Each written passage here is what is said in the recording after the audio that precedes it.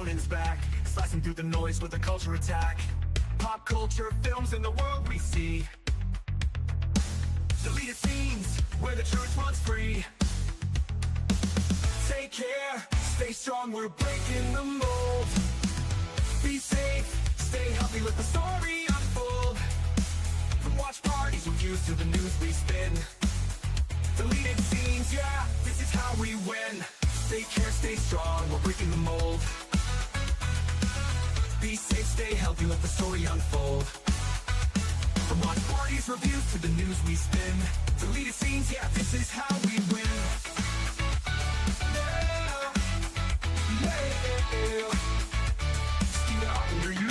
Let's go.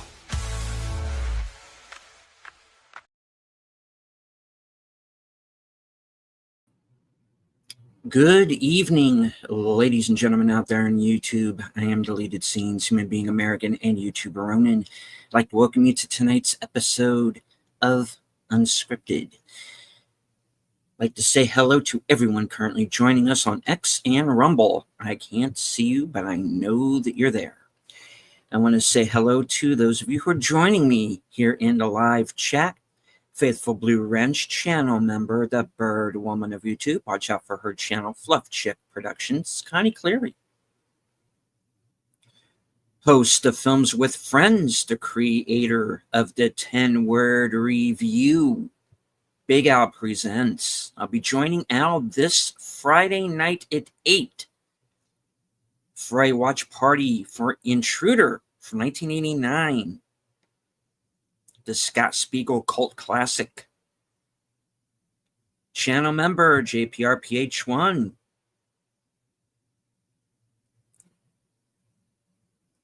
The host of Friday Night Last Call. The co-host of Geeky Geezers. My fellow panelist on live from Sparkwood in 21. Last Call with Troy Pacelli.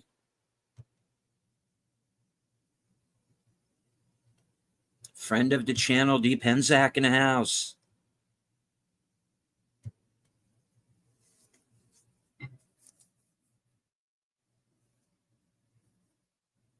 We have this tendency to put people up on pedestals. Movie stars, athletes, it may be someone in some place of authority. And I'm not just talking about famous people. I'm talking about also people in our lives. And sometimes it comes to a point where we realize that they don't belong there. That a lot of the hype surrounding these people has been exactly that. Hype.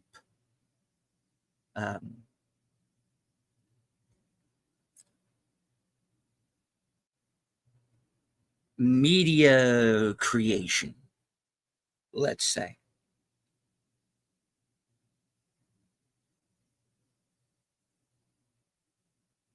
But regardless of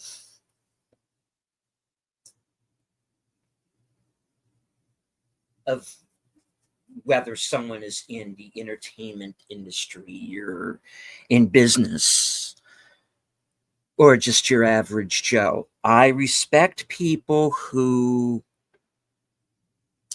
pull themselves up by their bootstraps, people who came from pretty dire straits and found something that they were good at, that they enjoyed doing, and found an audience and people who were like-minded.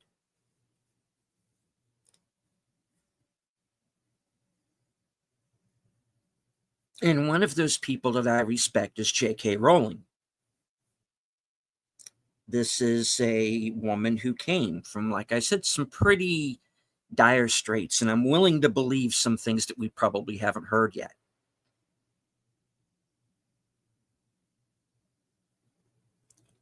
She creates the world of Harry Potter.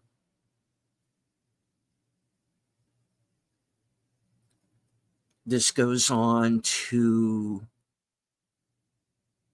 film, to toys, board games.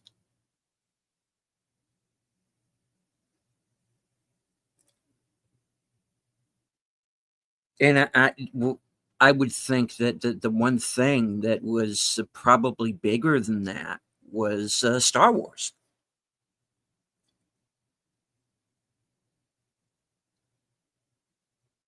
You know, as they say in Spaceballs, merchandising. You know.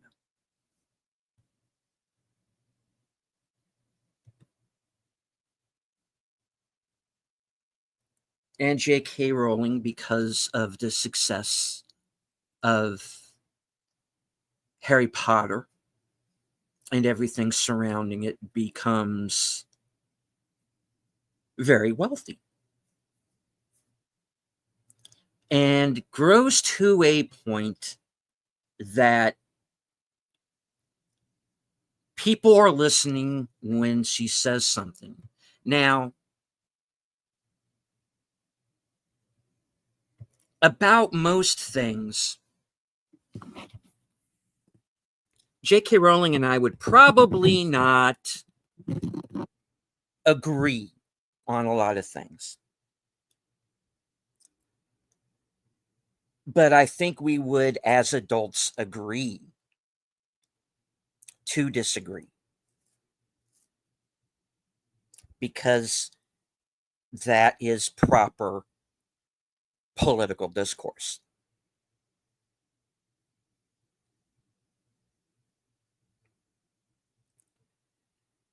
Now, as I have said, and hello to our man from the future, Sashi.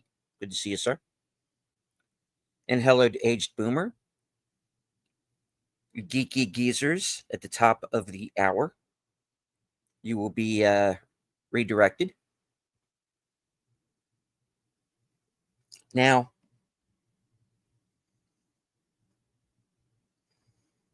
the Harry Potter books become a phenomenon.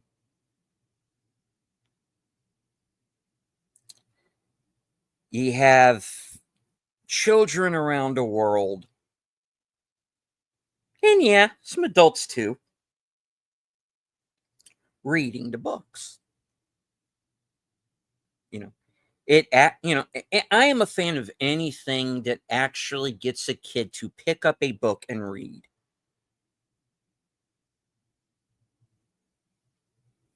And I think we've kind of lost that again in recent years. We had lost it for a while, then the Harry Potter books come along, and kids are reading again.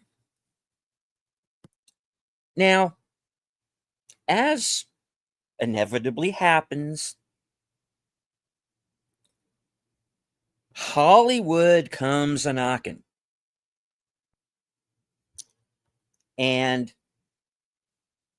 the first director on the Harry Potter films was Steven Spielberg.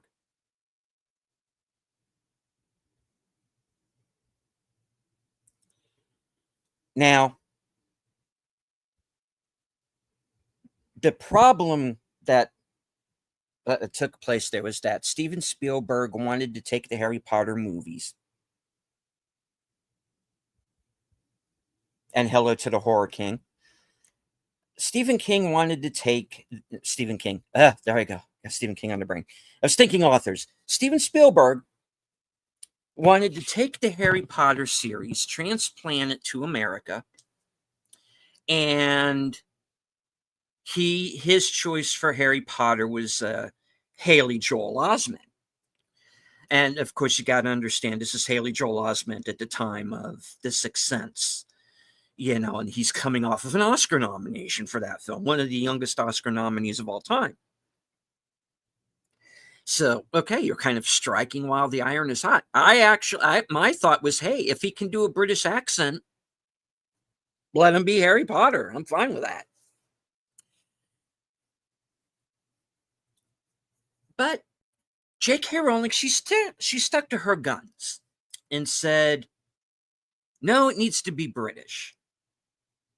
And it needs to take place in England. So Spielberg dropped out.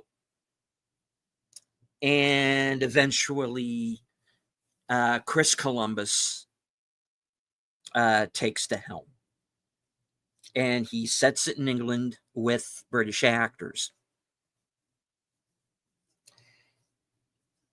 Now, the adults cast with these legends: Richard Harris, Dame Maggie Smith, Robbie Coltrane, Alan Rickman. May they all rest in peace. Great cast.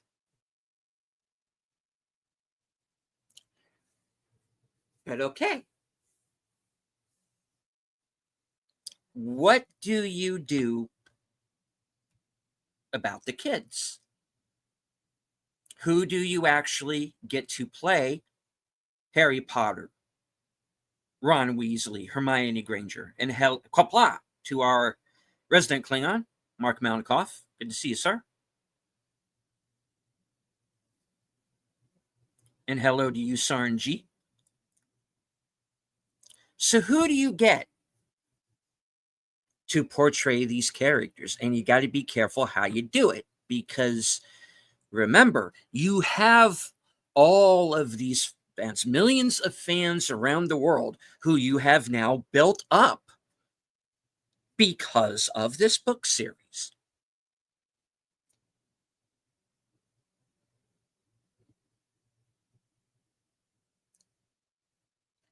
So you go out and you get a pack of unknowns.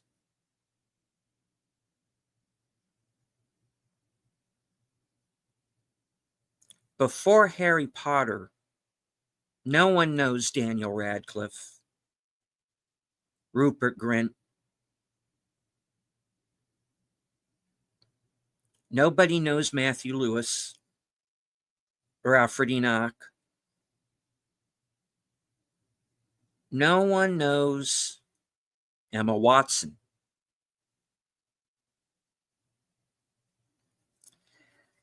And these kids go out, they make these films. The films are successful, regardless of what you may think of the adaptations themselves.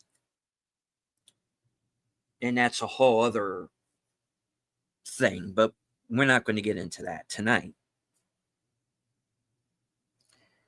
These kids go out and they become overnight sensations. This is what they're going to be known for. Why is that? Because J.K. Rowling went out and in between shifts at the coffee shop she worked at, writing on scraps of paper, she created this world.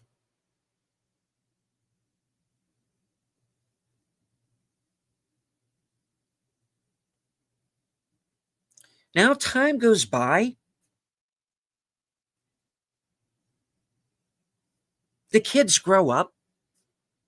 They get involved in other things. They make other films. They get involved with television. They go off and they do other things. Not as high profile as the Harry Potter films, but they're still in the game.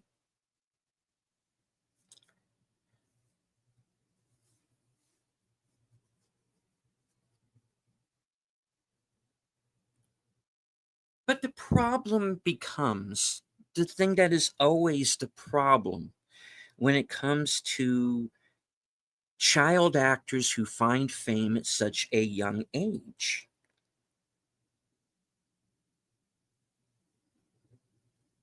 Is they don't grow up like regular kids. They grow up famous. They grow up rich. They're already set for life. And they're just kids.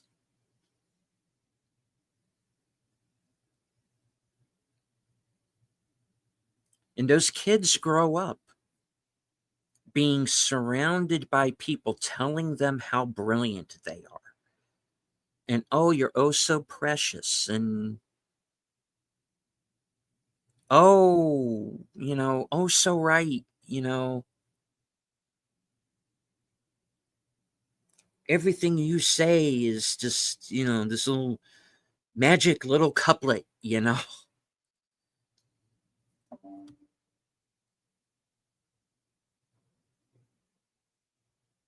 And hello, Tim. Good to see you. Channel member. Now,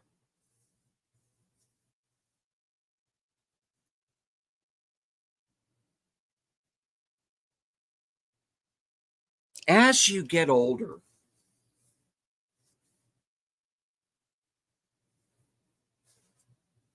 you also grow to be more politically active.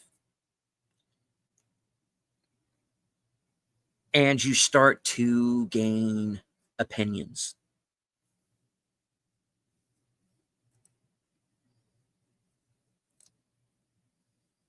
Now, there are those that say you're not really fully formed until you're 25. Now, whether you agree with that or not, again, that's a show for another day. But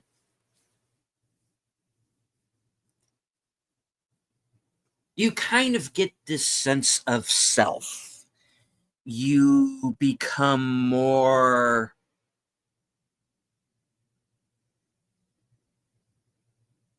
sure of your own opinions. You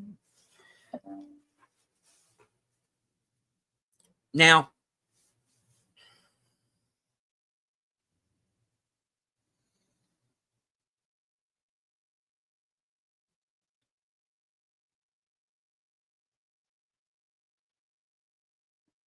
I am going to preface this part by saying that everybody that I'm going to be talking about and have talked about on the show tonight has the right to their opinions.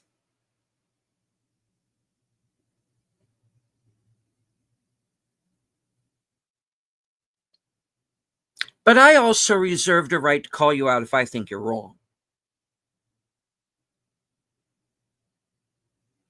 Now,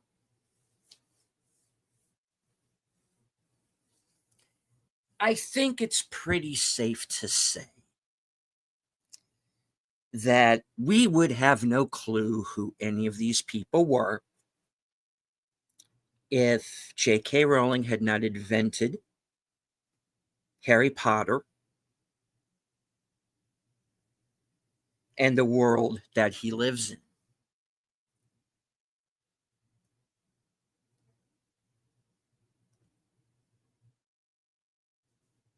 Now,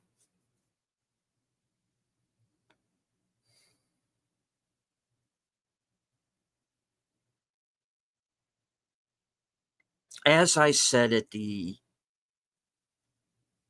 beginning of the broadcast, there are not very many things that J.K. Rowling and I would agree with. It's pretty safe to say that she is what we would call a liberal. I'm not ready to seat her in the woke section yet, but she's definitely left of center. And it's pretty safe to say that I'm right of center. But there's a place where we both agree.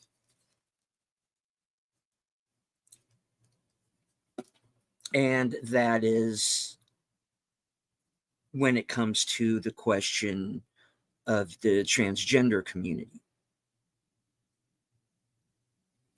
And folks, I know I'm going to offend some people here with this, but there are two genders.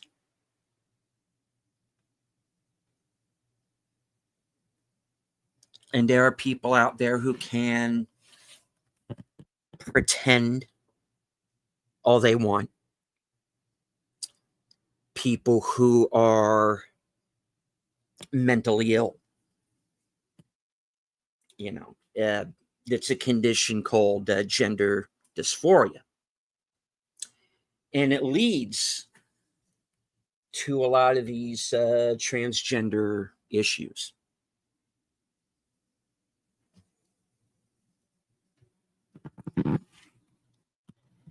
Now, J.K. Rowling has been hit pretty hard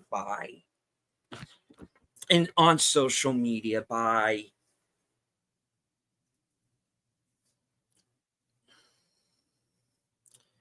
the transgender community and by left-wing media and by people who want to consider themselves and want to be considered allies of the left. Now,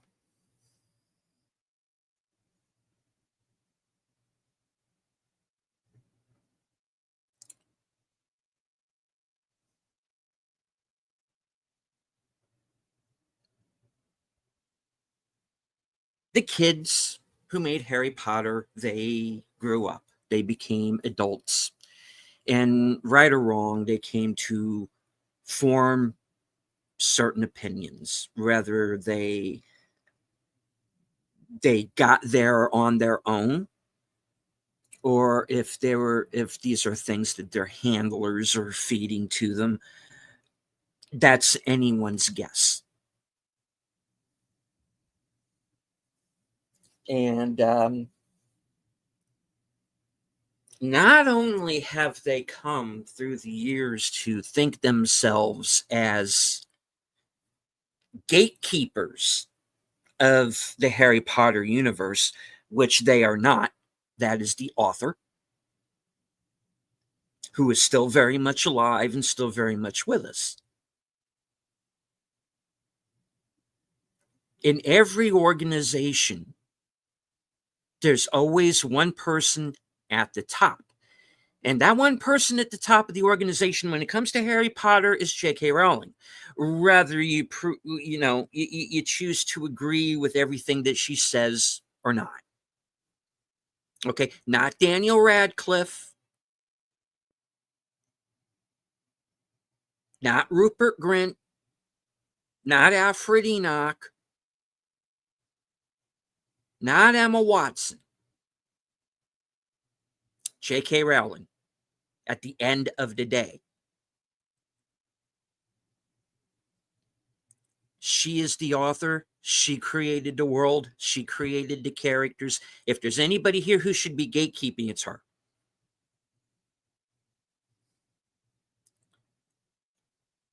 Daniel Radcliffe may be playing the character, but he's not a spokesperson.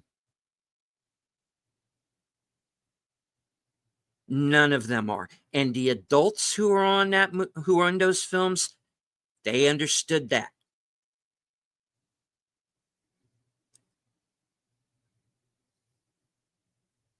And in a way, I'm almost glad that a lot of them are gone now, because I think they would be fucking embarrassed about all of this right now.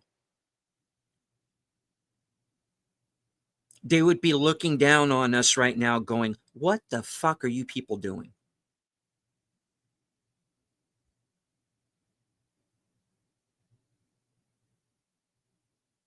What are you doing to the world that we left behind for you?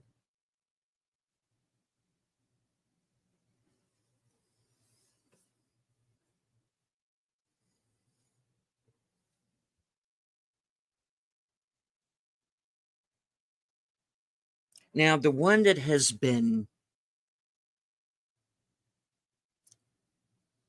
the most vocal when it comes to J.K. Rowling has been Emma Watson. And J.K. Rowling's had her defenders. Robbie Coltrane, certainly.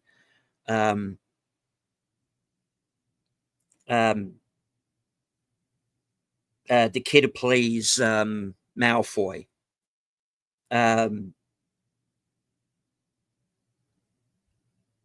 He's never taken debate anytime the press has tried to get him to say something against J.K. Rowling. He's never done it, and I respect him for that. He's a good guy. I've seen him in interviews. He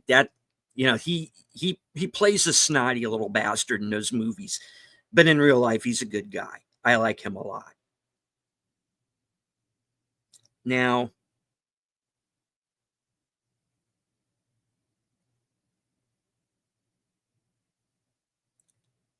Emma Watson is someone who has basically been living in a bubble her entire life.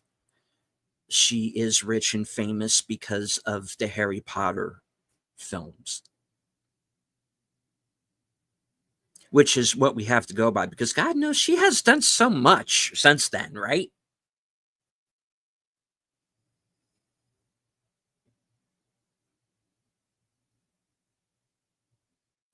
If you think you are so rich and famous, Emma Watson, that you can now,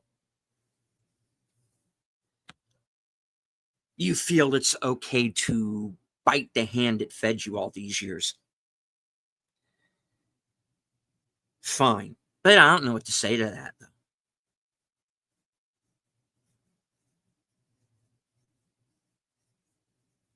You can agree to disagree and act like an adult about it.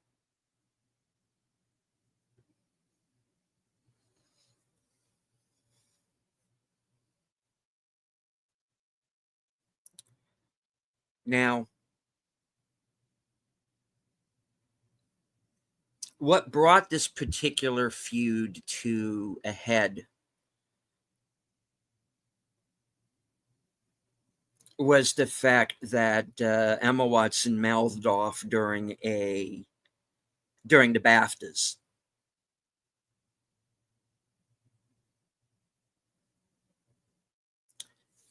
And made this statement to the effect, I'm here for all the witches, except one, meaning J.K. Rowling. Now, she runs her down on stage. But then later on, at that very same award show, has a note passed to her going, oh, I'm sorry, it's just a bit, whatever. If you have her number, as J.K. Rowling says, Emma Watson has her number, she can call her. But she didn't.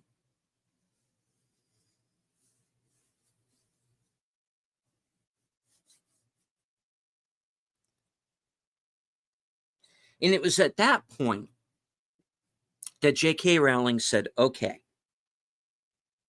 the gloves are off.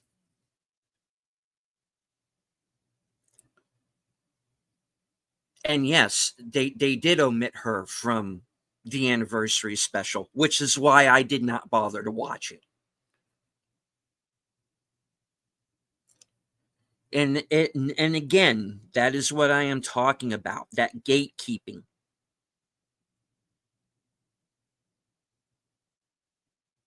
And these jumped up little shits who would have nothing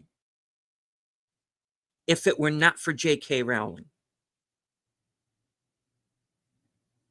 They are the ones who decided they were going to gatekeep and be the spokespersons for, the Harry Potter universe. No, sir.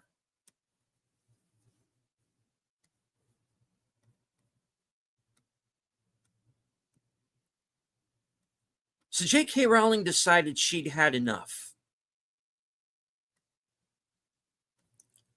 And this time, she decides to clap back, as they say.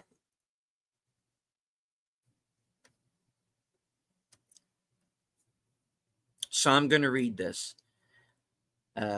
I'm seeing quite a bit of comment about this, so I want to make a couple of points. I'm not owed eternal agreement from any actor who once played a character I created. The idea is as ludicrous as me checking with the boss I had when I was 21 for what opinions I should hold these days. Emma Watson and her co-stars have every right to embrace gender identity ideology. Such beliefs are legally protected. I wouldn't want to see any of them threatened with loss of work or violence or death because of them. Even though J.K. Rowling suffered through all of those things. However, Emma and Dan in particular have both made it clear over the last few years that they think our former professional association gives them a particular right, nay, obligation, to critique me and my values in public. Years after they finished acting in Potter, they continued to assume the role of de facto spokespeople for the world I created. When you've known people since they were 10 years old, it's hard to shake a certain protectiveness. Until quite recently, I hadn't managed to throw off the memory of children who needed to be gently coaxed to their dialogue in a big, scary film studio. For the past few years, I've repeatedly declined invitations from journalists to comment on Emma specifically, most notably on the witch trials of J.K. Rowling. Ironically, I told the producers that I didn't want her to be hounded as a result of anything I said. The television presenter in the attached clip highlights Emma's all witches speech, and in truth, that was a turning point for me, but it had a postscript that hurt far more than the speech itself. Emma asked someone to pass on a handwritten note from her to me, which contained a single sentence, "I'm so sorry for what you're going through." She has my phone number. This was back when the death, rape, and torture threats against me were at their peak, at a time when my personal security measures had to be tightened considerably, and I was constantly worried for my family's safety. Emma had just publicly poured more petrol on the flames, yet thought a one-line expression of concern from her would reassure me of her fundamental sympathy and kindness. Like other people who've never experienced adult life uncushioned by wealth and fame, Emma has so little experience of real life, she's ignorant of how ignorant she is. She'll never need a homeless shelter. She's never going to be placed on a mixed-sex public hospital ward. I'd be astounded if she's ever been in a high street changing room since childhood.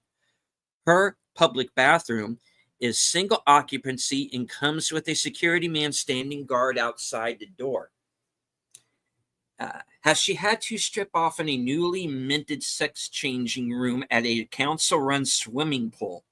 Newly mixed sex changing room at a council-run swimming pool. Is she ever likely to need a state-run rape crisis center that refuses to guarantee an all-female service?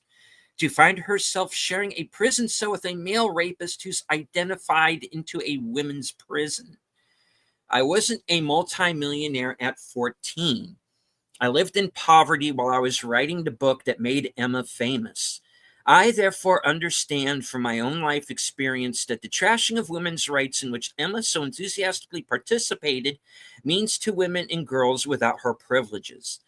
The greatest irony here is that had Emma not decided in her most recent interview to declare that she loves and treasures me, a change of tack I suspect she's adopted because she's noticed full-throated condemnation of me is no longer quite as fashionable as it was, I might never have been this honest.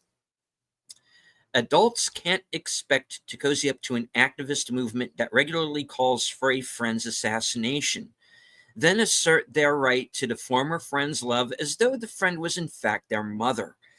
Emma is rightly free to disagree with me and indeed to discuss her feelings about me in public, but I have the same right, and I finally decided to exercise it.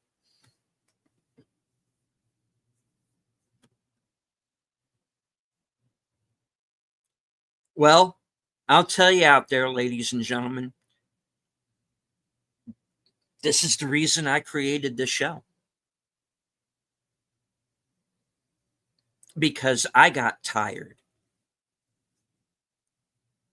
of standing by I got tired of being quiet and eating these insults that get thrown at us day after day by people like Emma Watson and her little pals. And for the next few weeks, I'm going to be going into that a little bit more on this show, and I am going to once again name names.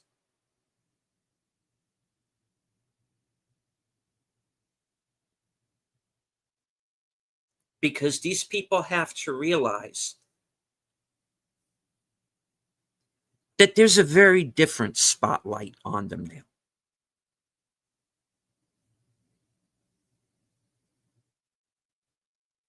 And the masks are off. And we have come to see these people for who they truly are.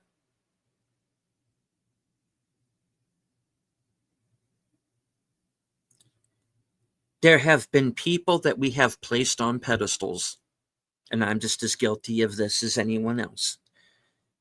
There are people that we have placed on pedestals that do not belong to be there. They don't belong there.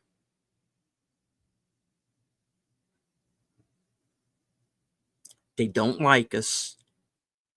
They insult us at every turn. They think we're stupid.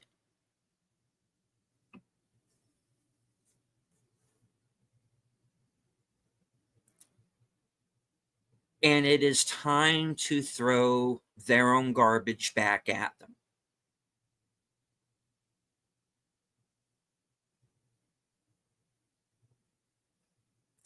Now, YouTube demonetized the last episode of Unscripted. I suspect they're going to do the same with this one.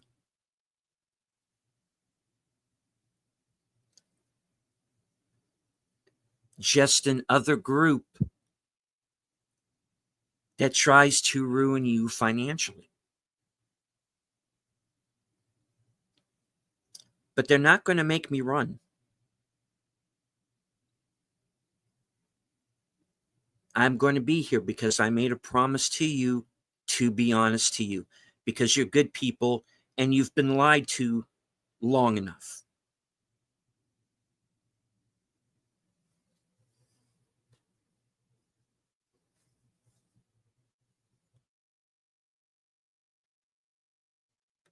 And hello, Nate.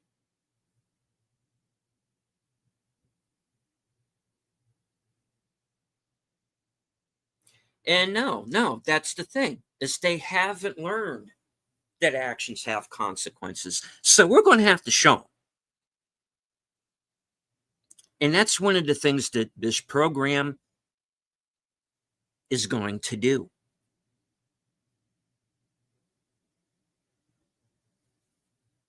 They've grown up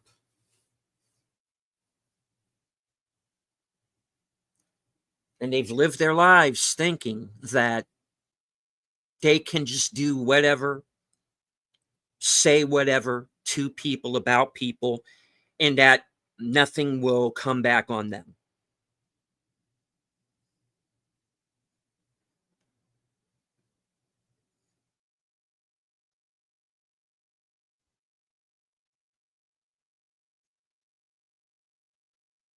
The days of admiring themselves will soon come to an end.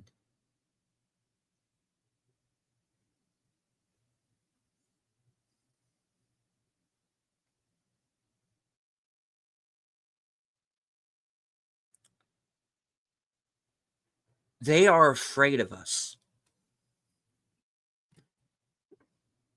And they should be, because we're making our own content. There is AI out there now.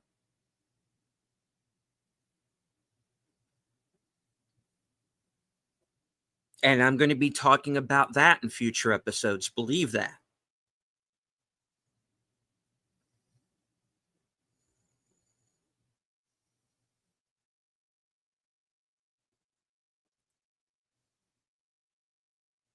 And thank you, Yusan G, for the $2 super sticker. Do appreciate it.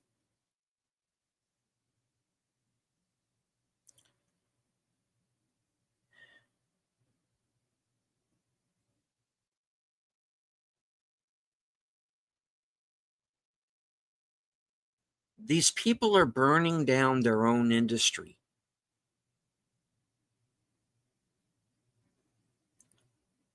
Through their actions.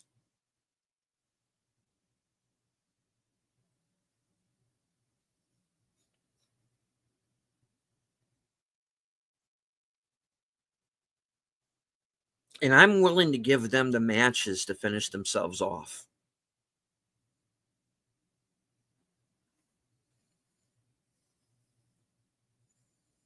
And I am going to be talking about that over the next few weeks.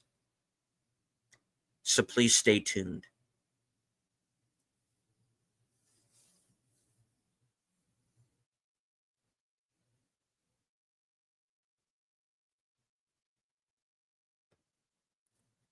Sashi says, I saw an article that claimed that all the focus on the Emma Watson interview was about her saying stuff about marriage. I'm dumbfounded by that claim.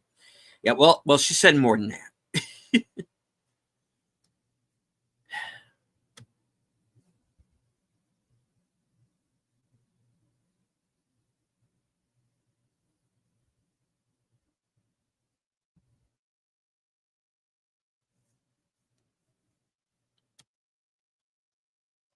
They don't need matches. They're basically nuking themselves for more. Very true.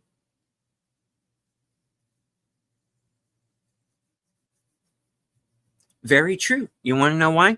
Because they have reached a point where a dog is a better actor than most of the actors I see.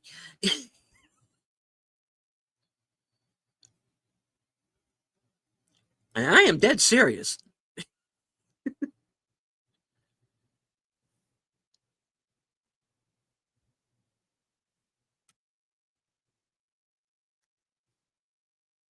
Nuking from orbit is the only way to be sure. Well, that's common knowledge.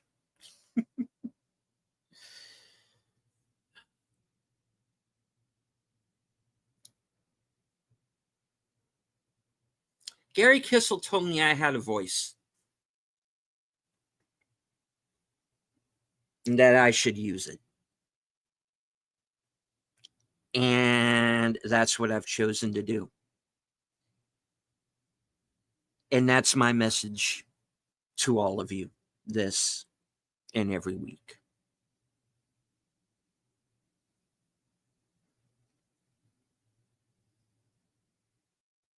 You're not plebs. You're not stupid. And you're not all the labels that they try to throw onto you.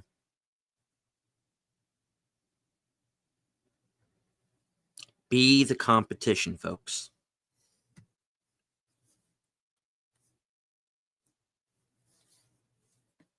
All right, I want to thank everyone who currently joining us on X and Rumble. I can't see you, but I know that you're there. I want to thank everybody who is here in the chat. Thank you, RNG, for the $2 sticker. I want to thank Horror. I want to thank Troy Netter, Boomer, Nate, Sashi, JPRPH1,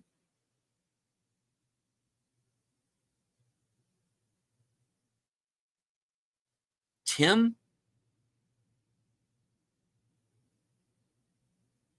Mark Malnikoff, our resident Klingon,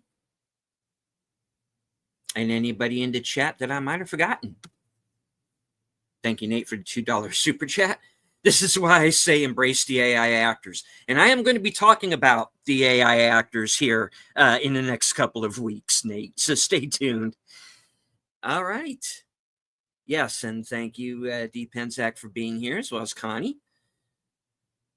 That's the show for tonight. Stay till the end. You will be redirected to Geeky Geezers, which is going to be starting at the top of the hour.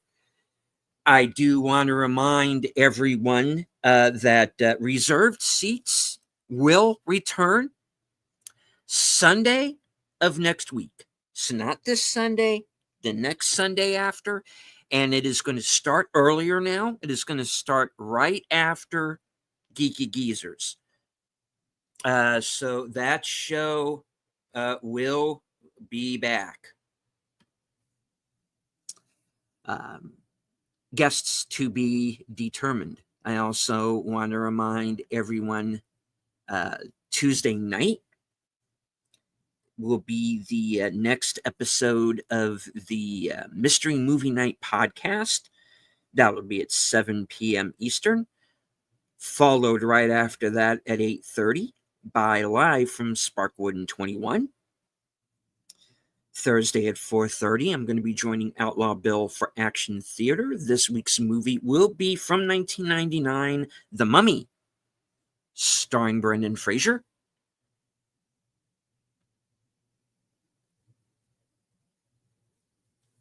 Later on that night will, of course, be the my show Coming Attractions at 11. That will be probably around 11:15 or so, right after Thursday Things.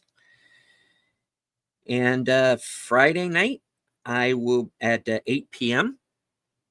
I will be joining Big Al Presents for Films with Friends. This week's movie will be Scott Spiegel's cult classic, Intruder. So, from HQ and all points north, south, east, west, and beyond, good night, take care, stay strong, be safe and healthy, because this is how we win.